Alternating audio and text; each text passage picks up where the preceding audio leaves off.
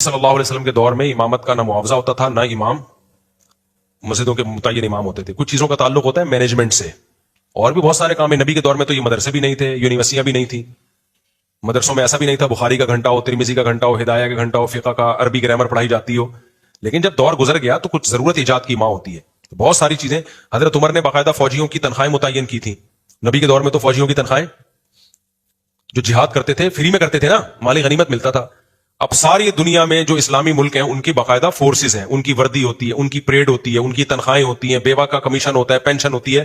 तो आज तक किसी ने इन फौजियों पर एतराज नहीं किया कि नबी के दौर में तो फ्री में लड़ते थे, गज़वा बदर में कितनी तनख्वाह लेकर गए थे हजरत उमर, है भाई ना, निशाने हैदर मिलता था, ठीक है ना। तो किसी को फौजियों पे इस्तराज नहीं होता कि सऊदी अरब की फौज भी गलत है, पाकिस्तान की आर्मी को भी खत्म कर दो, फी सबीलिल्लाह बॉर्डर संभाले।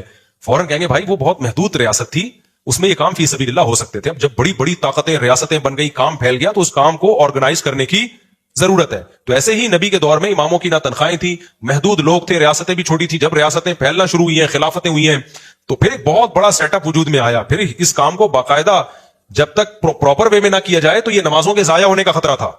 आज जो लोग कहते हैं इमाम को तनख्वाह नहीं लेनी चाहिए, आप 100 मस्जिदें बनाओ बगैर तनख्वाह के इमाम रखो उसमें, तो 80 मस्जिदें तो थोड़े दिनों में बंद हो जाएंगी और 20 में फड्डे शुरू हो जाएंगे। वो कहेगा मैं नमाज पढ़ाऊंगा, वो कहेगा तेरा बाप नमाज पढ़ाएगा, देखता हूं कैसे तू नमाज पढ़ाता है। कोई कहेगा इसकी तिलावत ठीक नहीं, कोई कहेगा इसका ये ठीक नहीं, वो निकालो वहां से, और फिर बास तो मस्जिदें खाली हो जाएंगी।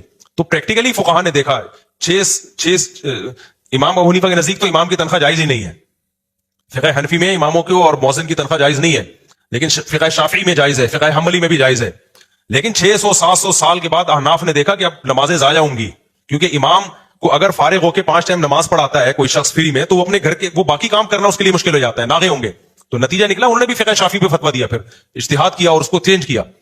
तो चूंकि उनको इस्लाम को बचाने की फिक्र थी ना, तो जिसको फिक्र है तो वो तो ये बात करेगा। वरना ये ऐसा ही है कि नबी के दौर में फौजी तनख्वाह नहीं लेते थे, अब क्या है, अब भी फौज की तनख्वाहें बंद करो तो फौरन मुल्क की सालिमियत खतरे में पड़ जाएगी। लोग आर्मी छोड़ छोड़ के भागना शुरू हो जाएंगे, बॉर्डर खाली हो जाएंगे, फिर फी सबीलिल्लाह जिसने जाना है बहुत से लोग चले जाएंगे, ना उनको ट्रेनिंग होगी, कुछ भी नहीं होगा।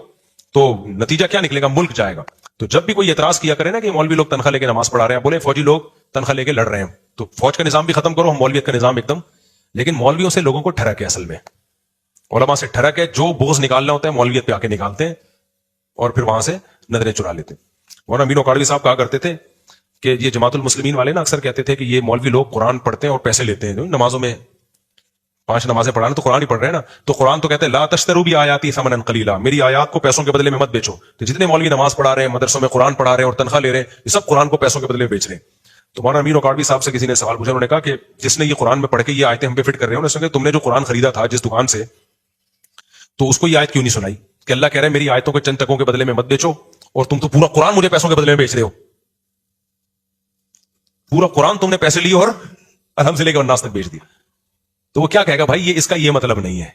तो उसको बोलो फिर उस आयत का भी ये मतलब नहीं है। उस आयत का असल मतलब ये है कि कुरान में यहूदी तहरीफ करते थे तौरात इंजील में पैसों के बदले में, ये है कुरान को बेचना। तो अगर कोई मौलवी लोगों से पैसे लेके कुरान का गलत मतलब बयान कर रहे हैं ताकि लोग खुश हो जाएं, इसको कुरान का बेचना कहेंगे। इनका तनख्वाहों का कुरान के बेचने से कोई ताल्लुक नहीं है।